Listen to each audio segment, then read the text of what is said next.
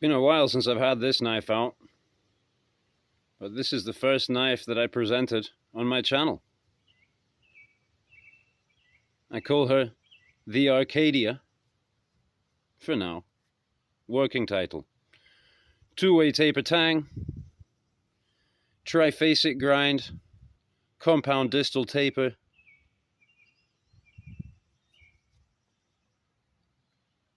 the ultimate one-tool belt option.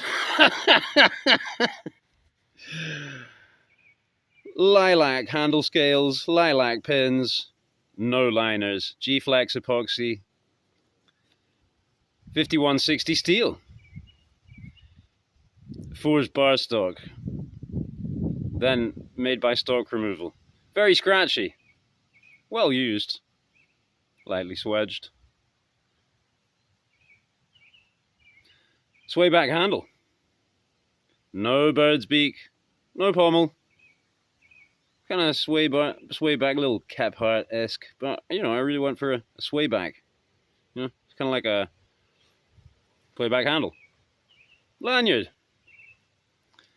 And I just watched this video from Ulfgard about lanyards, and it's a very funny video, and he raises a lot of good points. But of course, it got me thinking, because this is my knife that I designed and I made, and it is very much to be used with a lanyard. So, you know, Ulfgard's questioning the validity of using the, you know, choking back, rather than just holding the knife in your hand and then just chopping like that, right? This is some very punky oak. This is just about as nasty as it comes.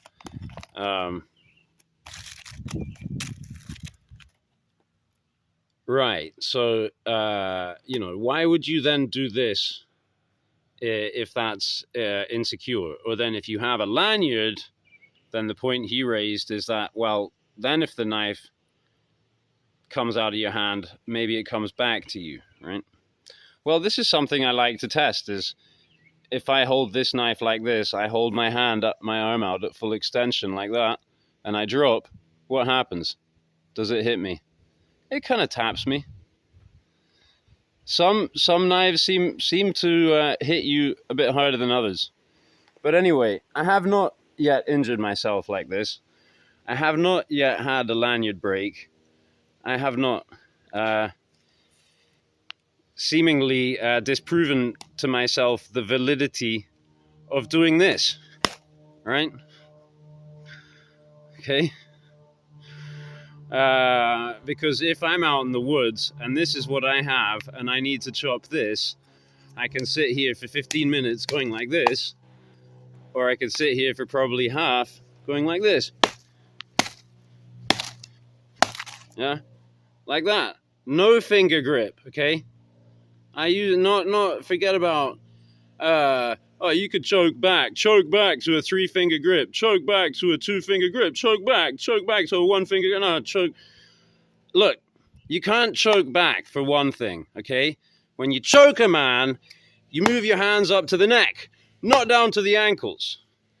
So I'm very grateful to Ulfgard, because he pointed out that this is flailing, you know, you're doing a flailing thing. So I'm calling this flail grip, okay? And you can do it without a lanyard. You can do a flail grip with this knife, like this. Okay, it wants to come out of my hand at the strike. So I can control that, yeah? You know? The lanyard kind of fudged it a little there, but, you know, my hand is loose at the... You don't want to be gripping tight.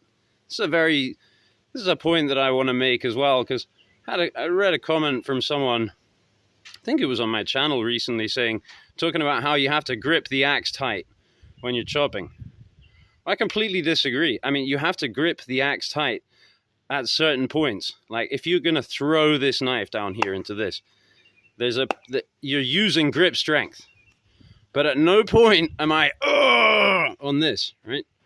On the contrary, you want to keep it light and flicky. You want to have just enough grip so it doesn't fly out of your hand. Then you can chop all day. But with this, it helps a lot. You know, because then you can be loose and things, but the knife's not going anywhere. It's not going to bounce off and fly off there, right? Or conceivably bounce back and hit the camera and end this video prematurely.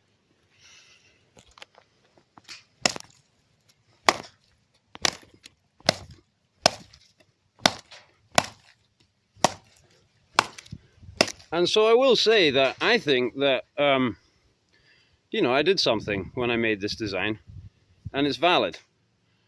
You think, well, no, that's insane. Why? How are you going to have a chopper with nothing to stop you sliding off? Well, you have this, and now you have no hotspots.